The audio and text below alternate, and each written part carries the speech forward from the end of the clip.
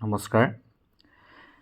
নহতীয়া উচ্চ মাধ্যমিক বিদ্যালয়ত দি হিউমেনিটি ৱেলফেয়াৰ আৰু দৃষ্টিৰ সৌজন্যত বিনামূলীয়া চকু চিকিৎসা শিবিৰ অনুষ্ঠিত কৰা হয় 2 মাৰ্চ দেওবাৰে।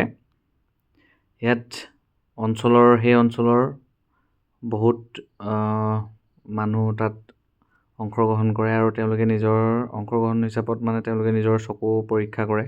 আৰু এয়া দেখিছেনে, এই স্কুলখনৰ ছাত্ৰ ছাত্ৰীসকলে কি ধুনীয়াকৈ আলোচনীসমূহ প্ৰকাশ কৰিছে।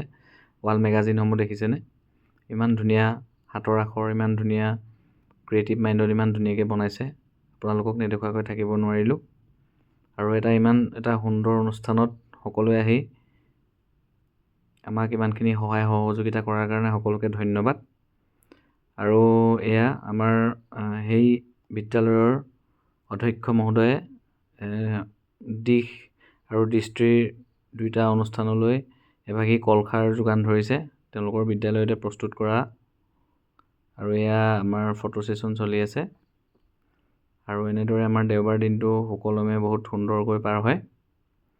আৰু প্ৰত্যেকজন ব্যক্তিলৈ আমি ধন্যবাদ যাচিছোঁ।